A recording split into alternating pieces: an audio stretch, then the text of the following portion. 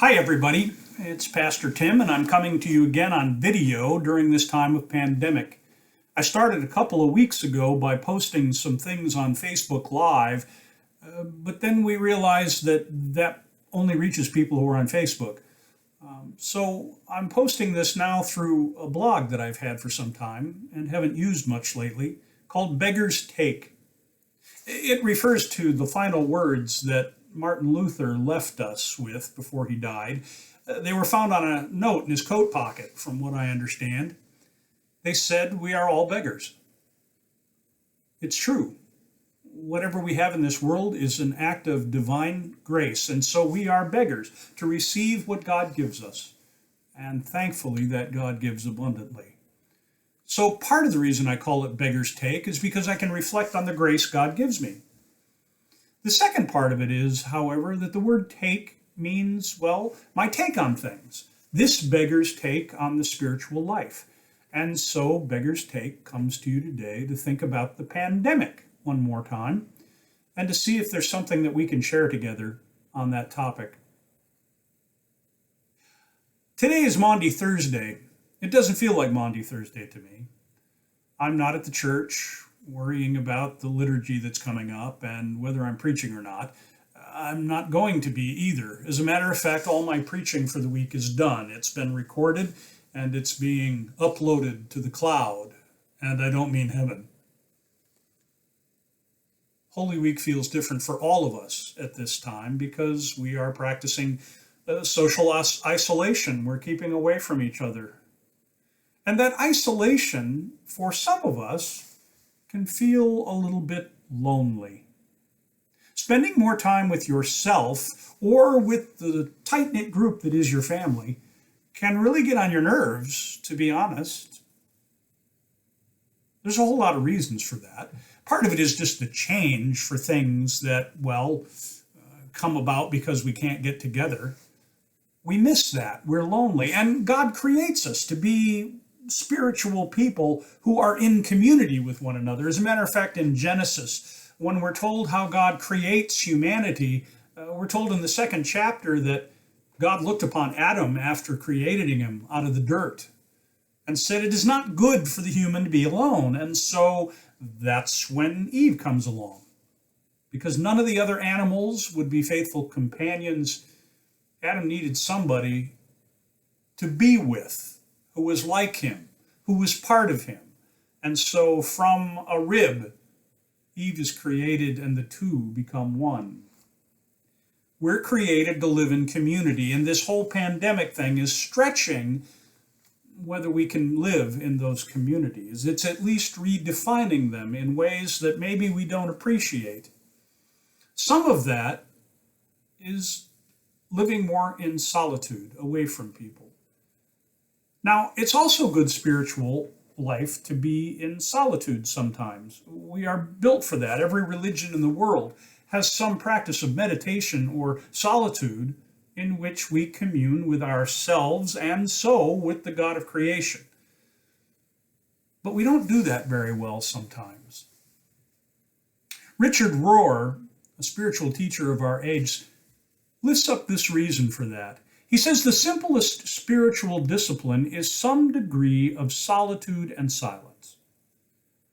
But it's the hardest of all of the spiritual disciplines because none of us want to be with someone we don't love. Besides that, we invariably feel bored with ourselves, and all of our loneliness comes to the surface. All of our pain comes to the surface. All of the things we don't like about ourselves come to the surface when we practice solitude. And most of us will try to avoid that at any cost. We live in a world where we constantly stay in touch with people. That's the reason we have these. That's the reason why we spend more screen time with other people than we do in solitude. If you don't like the person that you're with, you won't enjoy the time together. And if you don't like yourself, solitude can be hell. And yet, unless we can find peace with ourselves, unless we can love ourselves, unless we can come to terms with the pain and the suffering and the grief and the sin and the brokenness and the shame and the guilt and all the other things that wrestle around inside us as our true self, we won't ever come to terms with solitude, and we will be bored and looking to escape to the nearest gathering.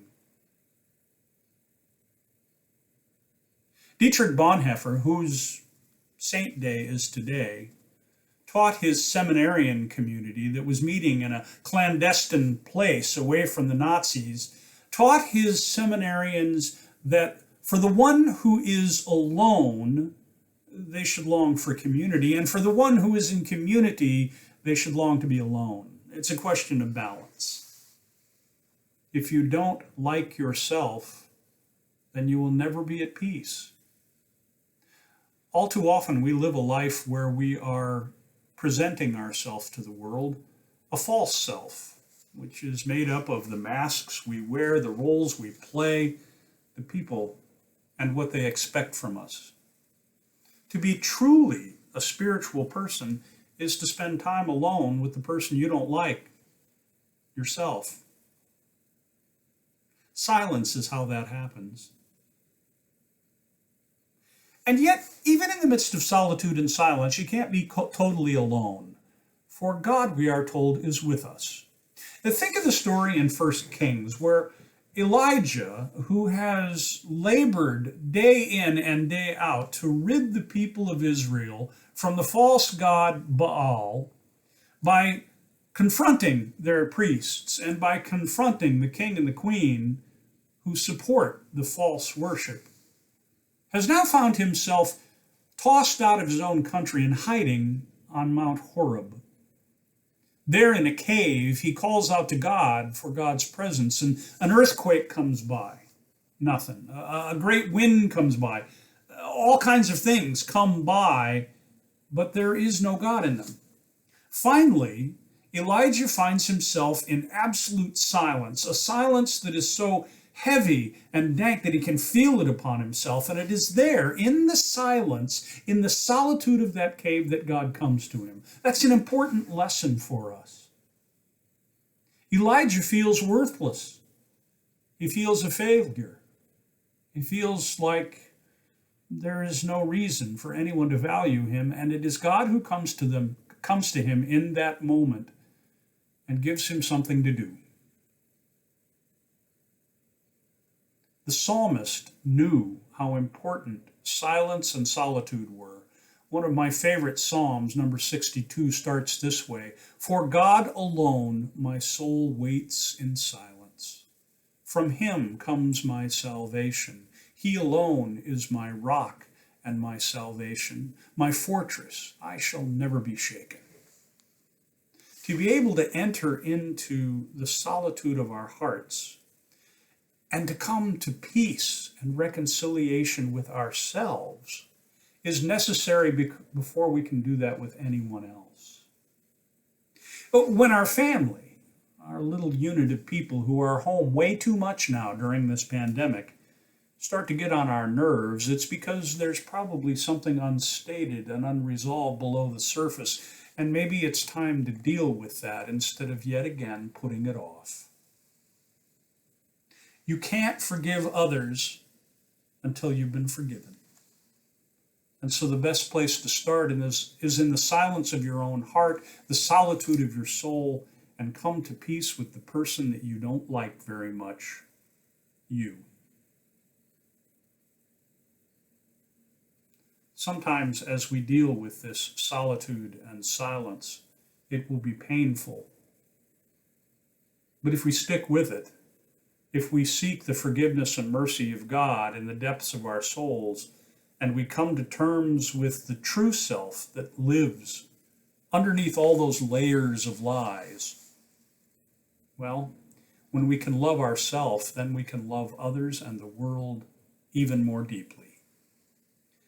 Maybe that's a gift of this pandemic, to help us to practice a little solitude and a little silence, and to get to know the self that we really don't like very much. At least that's this beggar's take. Peace be with you, friends.